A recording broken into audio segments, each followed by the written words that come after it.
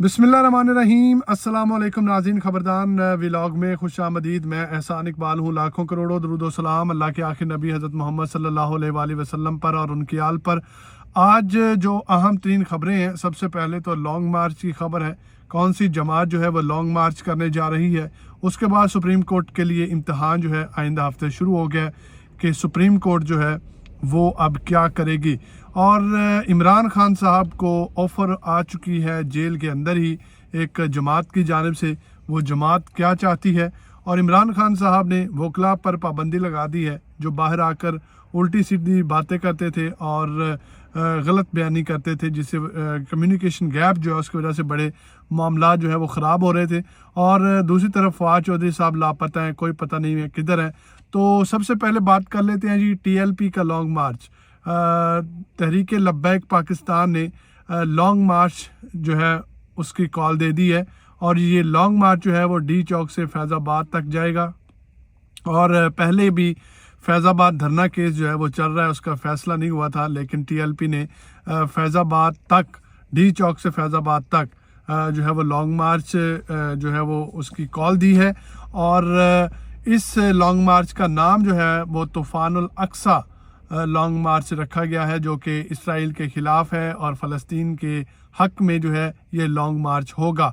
और बड़ी तादाद में कहा जा रहा है कि लोग इसमें शमूलियत इख्तियार कर सकते हैं, और लॉन्ग मार्च जो है वो साद रिजवी जो है वो इसकी क़यादत करेंगे। उसके बाद आइंदा आने वाले ये जो हफ़्ता है, इसमें सुप्रीम कोर्ट का इम्तहान जो है वो शुरू हो चुका है। कल पीर से इम्तहान का आगाज़ हो जाएगा, क्योंकि PTI की जो आइंदा हफ्ते में ज़मानतें हैं इमरान खान साहब ने सुप्रीम कोर्ट से रुजू किया है। तो देखा जाएगा कि सुप्रीम कोर्ट जो है वो किस तरह से फ़ैसला करती है, क्योंकि जो ज़मानत रखी गई है, कहा जा रहा था कि हाई कोर्ट से ही ये ज़मानत हो जानी थी, कोई इतना बड़ा केस नहीं था। लेकिन देखते हैं कि सुप्रीम कोर्ट इस पर क्या कहती है। और उसके बाद पीपल्स पार्टी ने पाकिस्तान तहरीक इंसाफ के चेयरमैन इमरान खान साहब को जेल में ही ये ऑफ़र करवा दी है कि आए हमारे साथ मिसाक जमहूरियत में शामिल हो जाएं। लेकिन ये मिसाक जमहूरियत है क्या?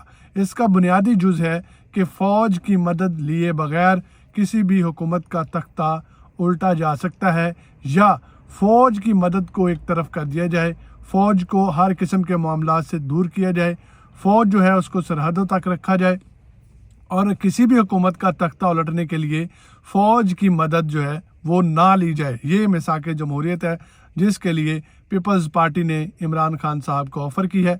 लेकिन मेरे ख्याल से पीपल्स पार्टी को सबसे पहले अपनी इत्तेहादी जमातों का पता करना चाहिए कि वो क्या कर रही हैं। नून लीग किधर है, फजल रहमान किधर है, तो उन पर सबसे पहले जो है वो उनको मामलात सेट कर लेने चाहिए।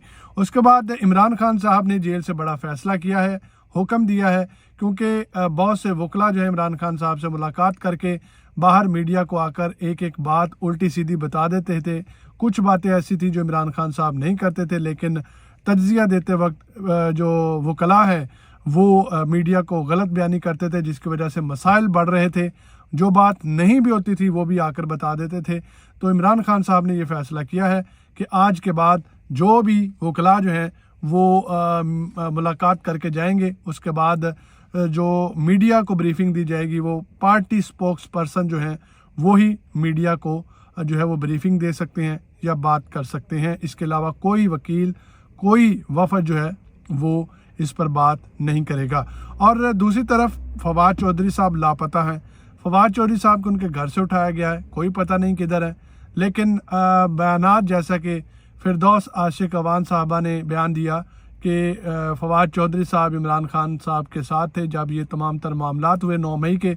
तो उस बहती गंगा में फवाद चौधरी साहब ने भी हाथ धोए हैं, तो उनको भी सीधे होके आना चाहिए। मतलब कि इस्तेहकाम पाकिस्तान की ऑफ़र की गई थी फवाद चौधरी साहब को, उन्होंने ठुकराई है।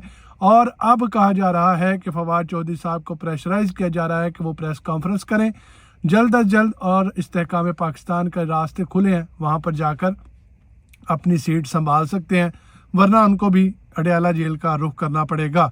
दूसरी तरफ एक बड़ा अहम सर्वे करवाया गया है जो कि पाकिस्तान के कुछ इदारे उन्होंने खुद ही करवाया कि पता लगे कि पाकिस्तान तहरीक इंसाफ की जो नब्ज़ है लोगों के अंदर, किस हद तक है, दूसरी पार्टियों के क्या अहवाल है। तो इस्तेहकाम पाकिस्तान की सबसे पहले बात कर लेते हैं कि जो सर्वे आया उसके मुताबिक 2 सीटें, मैक्सिमम 2 सीटें, वो भी बावलपुर, बावलनगर या रहीम यार खान वाली साइड से निकाल सकते हैं। उसके अलावा इस्तेहकाम पाकिस्तान ठुस है, इसकी कोई वैल्यू नहीं है। दूसरी तरफ परवेज़ खटक साहब की जो जमात है, तो सवाल परवेज़ खटक साहब पे ही उठ गया कि परवेज़ खटक साहब की सीट भी ख़तरे में है, वो भी अपनी सीट नहीं निकाल सकते। पार्टी तो बात की बात है। और पाकिस्तान तहरीक इंसाफ इस वक्त टॉप पे है। लोग कह रहे हैं कि अगर वोट जो है बल्ले का निशान ना भी हुआ तो वो खुद बैलेट पेपर पर बल्ला बना के उस पर निशान लगाएंगे। तो ये तो मामलात हैं। और पीपल्स पार्टी और नून लीग पे आ जाते हैं। नून लीग की लाहौर की अगर बात की जाए तो कहा जा रहा है 2 या 4 से ज़्यादा सीटें नहीं निकल सकती, और पीपल्स पार्टी की सूरत हाल नून लीग से बेहतर है, क्योंकि पीपल्स पार्टी ने अपनी जड़ें जो हैं वो सिंध में मजबूत कर ली हैं।